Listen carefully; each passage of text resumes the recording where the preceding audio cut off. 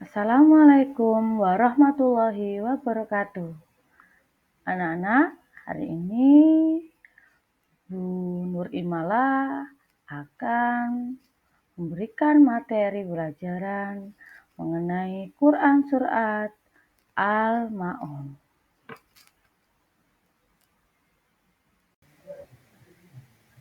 Tujuan pembelajaran hari ini adalah yang pertama, membaca Quran Surat Al-Ma'un dengan tartil. Yang kedua, menulis kalimat-kalimat dalam Quran Surat Al-Ma'un. Yang ketiga, menunjukkan hafal Quran Surat Al-Ma'un. 4. Menganalisis makna kandungan Quran Surat Al-Ma'un. Dan yang kelima, penerapan Quran Surat Al-Ma'un dalam kehidupan sehari-hari. Anak-anak, sekarang mari kita membaca surat Al-Ma'un bersama-sama. Dengarkan Bu Guru untuk mengaji ya. Bismillahirrahmanirrahim. Ara'aital ladzi yukadzibu biddin, fadzalika ladzi yad'ul yatim wa la yahuddu 'ala ta'amil miskin, fawailul lil musallin alladzina hum an shalatihim sahun alladzina hum yura'un wa yamna'unal ma'un. Surat Al-Ma'un terdiri dari 7 ayat. Dalam membaca Quran Surat Al-Ma'un, ada beberapa hal yang harus diperhatikan. Yang pertama, ketika dalam pengucapan makhraj harus diperhatikan mengucapkan A dan Kha. Kedua huruf ini banyak dalam Surat Al-Ma'un. Berhati-hatilah dalam mengucapkannya. Kedua, tanda baca mat juga banyak terdapat dalam Surat Al-Ma'un. Panjangkan bacaan jika terdapat tanda mat, baik ketika fathah maupun dhammah.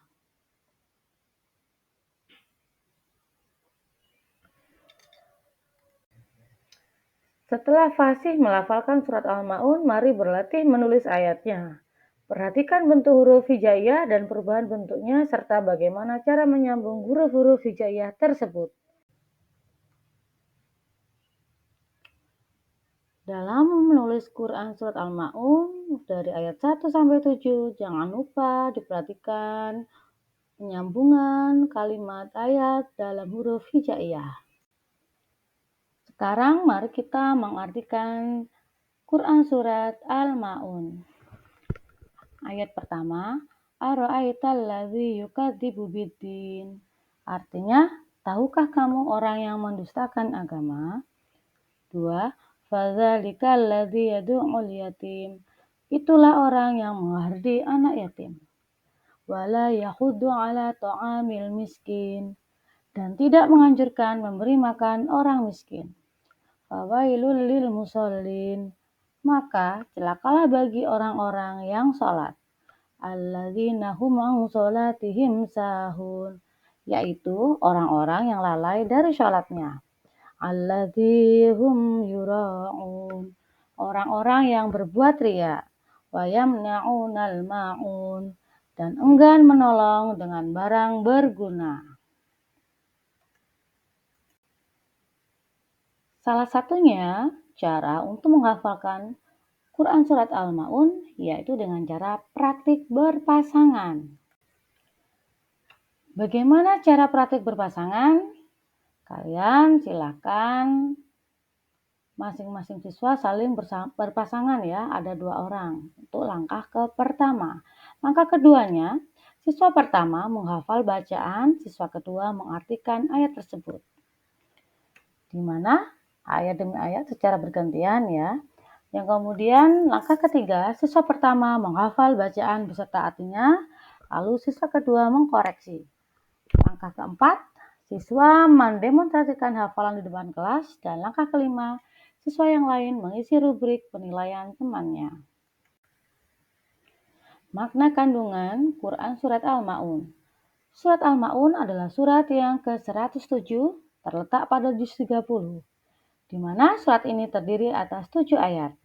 Nama surat ini diambil dari kata yang terdapat dalam ayat terakhir Al-Ma'un yang artinya barang yang berguna. Kandungan surat Al-Ma'un adalah sebagai berikut. Pertama, orang yang menghargai anak yatim, orang yang enggan menganjurkan memberi makan orang miskin adalah termasuk pendusta agama. 2. Sholat yang harus dikerjakan tepat pada waktunya dan dengan niat yang ikhlas, bukan dengan niat pamer atau riya. Orang yang menyia-nyiakan waktu sholat sampai waktunya habis, sehingga mereka bahkan belum sholat, maka yang demikian adalah orang yang lalai sholatnya dan termasuk orang yang celaka.